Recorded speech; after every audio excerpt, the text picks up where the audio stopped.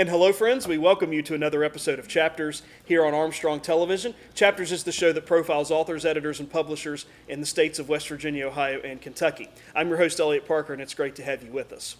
We have an outstanding poet and educator with us here today, Rachel Rinehart, to talk to us about her career as a poet and her latest book of poems, The Church in the Plains. And Rachel Rinehart's poems have appeared or are forthcoming in journals including the New Ohio Review, Prairie Schooner, Massachusetts Review, Indiana Review, and the Colorado Review. And her poetry collection, as we mentioned, The Church in the Plains, was selected by Peter Everwine as the winner of the 2016 Philip Levine Poetry Prize and was released from Anhinga Press in January of 2018. Rachel grew up in Chuckery, Ohio, and she currently teaches at Marshall University in Huntington, West Virginia. So, Rachel, glad to have you on Chapters. Welcome. It's good to see you. Thank you. Good to see you, too. So, I wanted to ask you a little bit about poetry and why you like poetry and what got you interested in writing poetry and kind of reading poetry and being interested in that. Well, it's sort of something that I've liked to do ever since I learned to read. My grandmother taught or was an aide at an elementary school, and she was very concerned that we were meeting our developmental milestones, and so we practiced rhyming words a lot. What rhymes with fox, box, and just over and over again. And she and my mother and my father, they read a lot to us, a lot of rhyming books, and I think I sort of developed an ear that way early on. And the other thing was I was kind of a quiet kid, and I eavesdropped a lot on telephone conversations or listened when adults were talking. And I really liked stories, and so poetry was always a way for me to sort of tell those stories really concisely, and also to play with language and the rhyming and stuff like that too. And as I got older, I started to read published poetry, and that was always what I wanted to do, and I just kind of knew that from the get-go. Very good. So who are some poets that influence you or inspire you that you find yourself kind of going to and reading consistently to get some ideas or to get yourself inspired? So always I really like the Irish poets or the poets with an Irish background.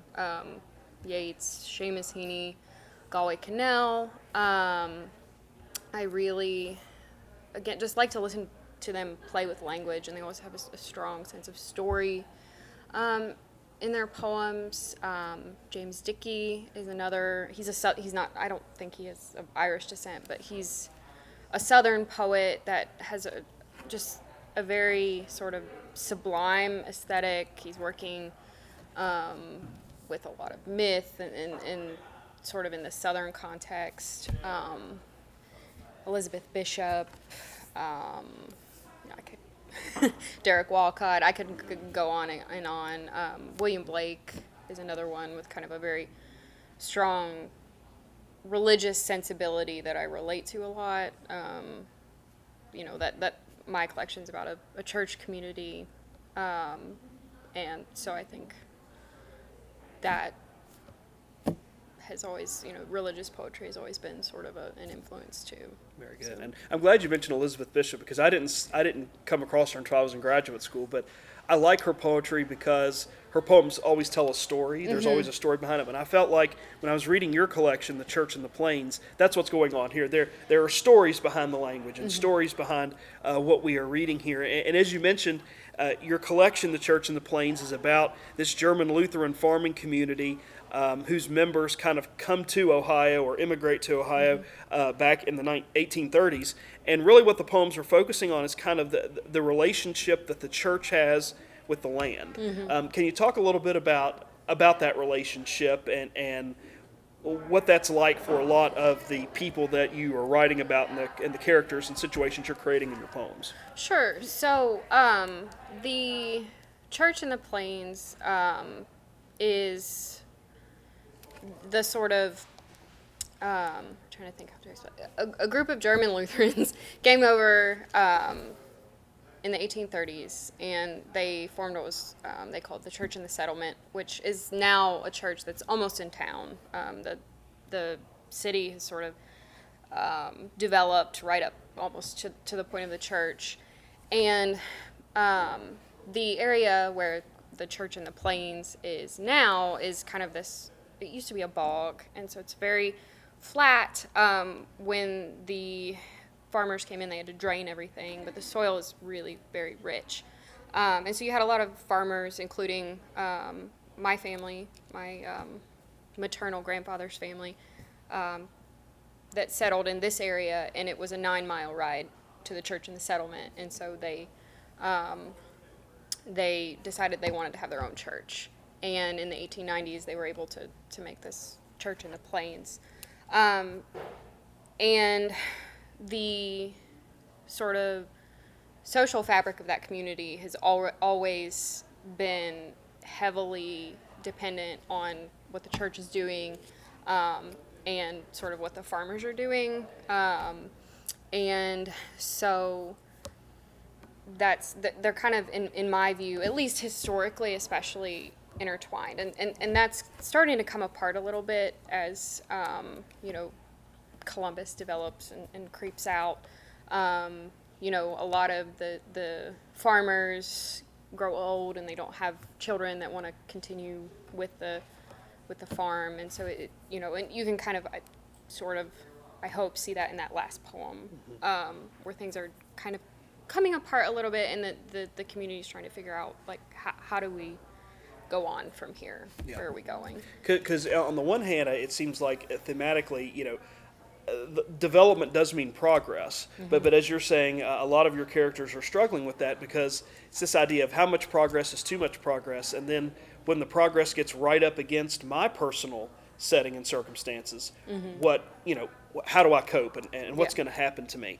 And I wanted to ask you about one poem. There's a couple poems. There's so many good ones in here that I wish we could talk about them all, but there was one that I really liked that I think kind of ties in to what you're talking about, and that is the poem on page 30, in which an old woman bakes her funeral pie.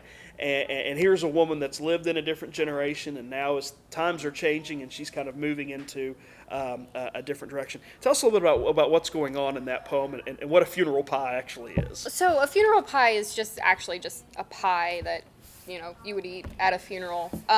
And I was sort of thinking about the way that the women in the church community kind of hold everything together. They cook all the food. They make sure that, the household chores are done. If somebody dies, then they're in charge of sort of serving that funeral supper. And both, especially my mother and my grandmother, have a very sort of strong sense of joyful obligation, to participate in this. And I think there are a lot of women that really, if they could bake their own funeral pie so that no one else would have to worry about, would do it.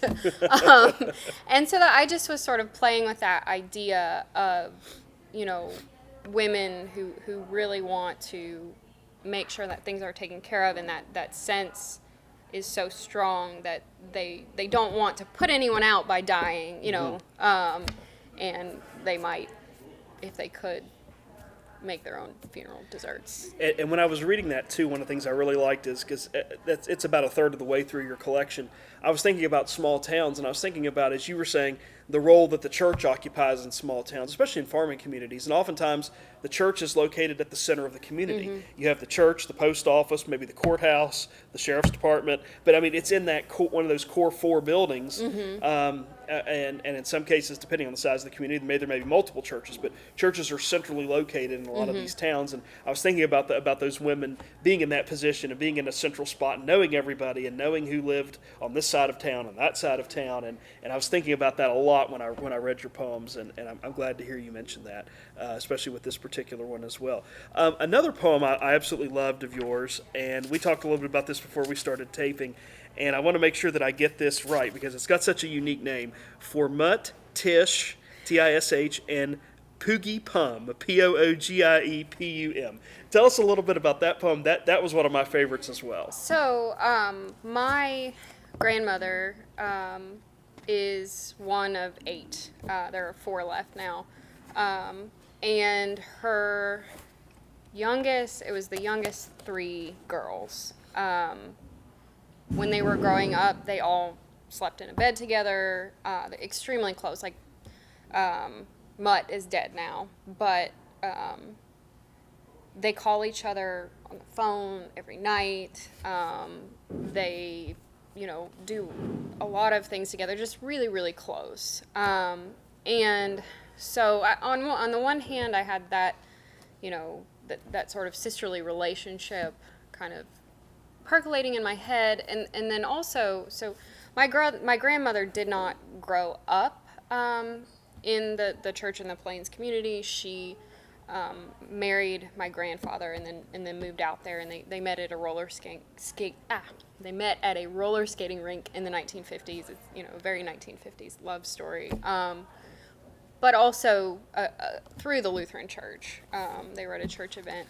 And so my grandmother's house, where she grew up, has been subsumed by developments. And so I was sort of thinking about the way that the land is kind of a palimpsest. And, when they bulldozed her house and put these developments on it, that the space where her house is, at least in my mind, is still sort of like a sacred space. And the poem is sort of trying to layer what was going on, when my grandmother lived there with what's going on there now. And one thing my grandmother always talked about was Mutt would get into bed and her knees would be cold and she'd push her knees into you. And so I sort of, kind of use that as the sort of scene for the poem, just to talk about sacred spaces in a way. I don't know if that makes any sense. That's kind of something I'm obsessed with. It's just like what used to be, what's the history of this space, what kind of things used to be happening in it. And that's certainly a space, I think, too, given the fact that they are siblings, that you can do things in that space, like put your cold knees against somebody that maybe friends couldn't do, or maybe even husband and wife couldn't do. But the fact that you've got siblings and they are close, that space can be manipulated in some ways, which I think is really interesting.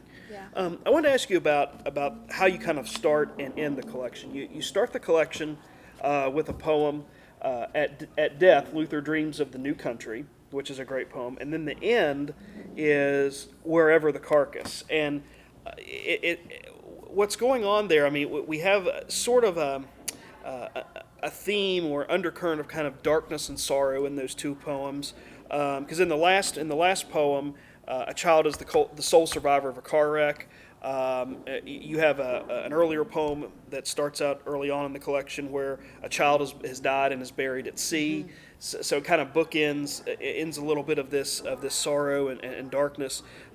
Is that something, when you were putting the collection together, you wanted to start and end on that note, or is that just kind of how it came together? How did you set it up that way? That was definitely very deliberate. I tried to have kind of a loose narrative arc. I don't think you could sit down and say, okay, this poem necessarily comes after, the one before it. But I started out with that Luther poem because, from what I can, and I haven't done an extreme amount of research on this, but from what I can tell, my family did immigrate for economic reasons, not because of religious persecution, but they were very Lutheran. And Luther died right as the New World was sort of being discovered, and so I thought, he would probably have been conscious of those developments, and, because those sort of waves of immigration occurred, later on, and they were bringing his sort of philosophy or his religious, his theology to the New World, I thought that would be a good place to kind of begin, because that's the sort of where this community begins. And then, I kind of worked my way up through the 20th century, and as I mentioned earlier, the church and the farming community have been through a lot of stress. Modernization, it's a good thing. Nobody wants to go back to the days of backbreaking labor, before there was penicillin. But we do lose things in the course of that modernization, and the sort of farming spirit of the community is not, it's not entirely gone. It's not even mostly gone, but you're starting to see that raveling. You're starting to see, families that aren't passing down their land because no one wants to farm it. You're starting to see the towns kind of build suburbs that are kind of creeping toward that farmland. And so I wanted to end the collection on a poem that's like, well, where do we go next? How do we figure this out? And the baby in the car accident is sort of a kind of symbol for rebirth or new possibility or something like that. So I hope it sort of ends on a positive note, but it's not entirely positive, certainly. So Very, very good. So we mentioned that your collection, The Church in the Plains, won the 2016 Philip Levine Prize for Poetry. How did all that come about for you? So Fresno State runs a contest, and Philip Levine was a poet, Jewish poet from Detroit, writes a lot about working class life. And he eventually moved and taught at Fresno State. And so in the early years of the contest, he judged it, and he died in 2015. But they kept the contest going, and Peter Everwine, who's since died, judged the year that I submitted, and it just happened that I won. And then they partnered with Ann Hinga, who's a publisher out of Florida, I believe in Tallahassee, but not entirely sure. And I just submitted it and happened to win, and that's how it came about. Very good. And I wanted to ask you this too, because I think this is always a question I like to talk to authors about. Submitting, and I know poetry is its own genre for a lot of different reasons, but someone who's writing poetry, trying to get poetry published, maybe they're just starting out. Is that the best way to go? Looking for opportunities like this where you can submit contests, magazines that are open for submissions, is that a good way to start if somebody's kind of trying to get their foot in the door as a poet? So, what I would say to somebody who is, let's assume that they're at the stage where they do want to begin sending out, because I am really thankful that I waited as long as I did to send out, because I don't want my juvenilia or bad work, hanging out where people can find it. But I would suggest starting at the magazine level, sending a few poems out here, a few poems out there. A lot of journals have reading fees now, so sometimes you have to pay like $2 or $3 for them to read your submissions. So you do, maybe read the journal first, kind of get an idea of their aesthetic, and send a little more deliberately, maybe than you might have in the past when journals didn't have reading fees. But once you kind of, get one or two good publications under your belt, it's going to be a lot easier. People will start paying attention, and it'll be a little easier for you to get your work out there. And then once you have, your full-length manuscript, I think contests for publication are a really good way to go. Unless you're really established, that's one of the few ways to get your foot in the door. Okay. There's unfortunately not a huge market for poetry. It's not a big money maker. And so these are usually the kind of opportunities that you take. And I imagine, too, if you're able to submit with or without a reading fee to a magazine, and I've heard a lot of writers say this, poets especially, too, starting out, the feedback that you get sometimes is excellent. That even if you're not accepted for publication, if that editor's taken time to say, here's what we really liked, here's what we think you could work on, that's important feedback. Can you comment a little bit on that and what a poet should take from that feedback? Absolutely. The personal rejection is, on the one hand, wonderful, and on the other hand, it was so close. But yeah, a lot of times they will say, we liked this aspect of your poem, but this is where it falls flat. And then they say, please send us more work. Mm-hmm. And a lot of times, you do the second or third time around sending to that publication, they'll pick something. And, rejection is just going to be, I have just pages and pages of rejected submissions. And that's just part of the process. And when the editor does take the time to say, we liked this, it just wasn't quite there, that's really, I think, encouraging. Yeah. So, yeah. And I guess the key too is don't take those rejections personally. Right. It's not against you personally. It's not to indict your writing talent and say, you stink, you can't do this, you'll never be successful. It's just like you said, maybe it wasn't a good fit. Maybe they've already published 3 or 4 poems of that same theme. That it's not personal. That it's something you really have to, don't take personally. That it's not personal. Absolutely. That rejection emails just, fly off my back. They're absolutely normal. It's just part of it. So as you're writing a poem as a poet, what's your process like? How do you write? When do you write? At what point do you realize, I've got enough here for a collection? How does that work for you? So I work like painstakingly slowly. I get an idea. I spend even sometimes like 2 weeks making notes. They're not on paper. They're not organized. And once I feel like I have maybe a momentum building, sometimes I start from just an image. Sometimes I, having a little thought experiment like the funeral pie. And then I either kind of move to another page or sometimes to the computer and start working things into lines. It can take a month or a month and a half for me to get a single poem done. And then I put that poem in a metaphorical drawer because it's on my computer for 6 weeks, and then I come back to it when I feel like I have some distance from it and I can see where the problems are, because I get so into that poem that a lot of times I know something's wrong, but I can't see what the problem is. When things start to sort of evolve into a collection, this one, for instance, I didn't begin with the title poem. The title poem was actually one of the I don't think it was the last few poems that I wrote, but once I had that title poem, things started coming together much more quickly. So at some point, maybe if I've got like 10 or 12 poems, I'll get a title, sort of a world for the collection, and then I can move on from there. But, that took me 5 years to write. And the next one is probably going to take just as long, but I want it to be the best it can possibly be. I don't work quickly.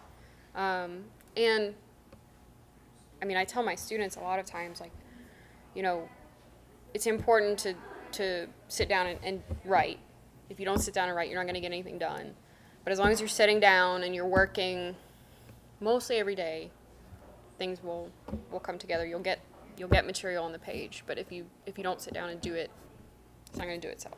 Right. So. And if you wait for that perfect moment, right. There's always laundry to do, or there's always the dogs to walk. Right. Or there's that if you wait for that perfect moment, it never happens. And so, yeah, you're right. You have to almost sit down and just and do it, because it's not something you can talk about. It's not something you can wish to happen. It's just, as I heard C.J. Bach say one time, it's just butt in the seat time. Yep, butt in the seat. You got to put the butt in the seat, and that's the only way that you get it done. Yeah. So, what are you working on next, Rachel? Are you working on another collection? I know you mentioned that you have a very kind of slow, methodical process as this. Are you looking for to publish another collection? Are you going to enter another contest?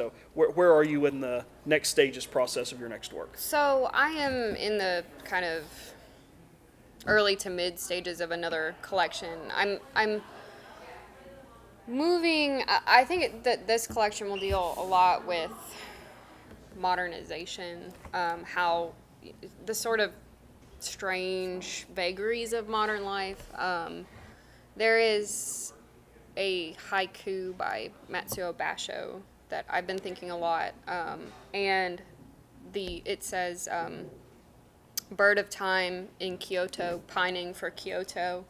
So, and it's probably a cuckoo bird, but what I think he's writing about in that haiku is this idea that, he's gone to a place that he remembers, and he's there, but he misses that place because the place that he remembers is gone. And so this idea of nostalgia for being in a place and having nostalgia for that place and not being able to get back to it. And so again, I think it will deal a lot with this sort of land as palimpsest idea.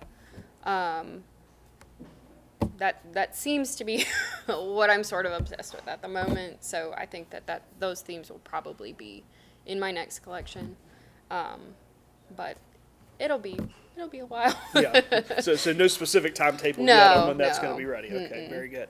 So Rachel, in our final moments with you today, if someone wants to get in contact with you to talk to you about poetry or some poets they should be reading or maybe contests and submissions, how can they get in contact with you? And then also, where can they get a copy of The Church in the Plains? So The Church in the Plains you can get on Amazon or at the publisher's website at Anhinga's website.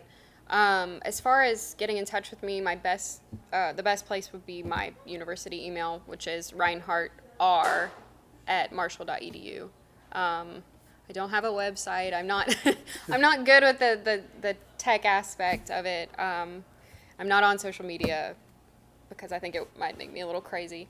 So my university email account is probably the best place to reach me. Very good. So.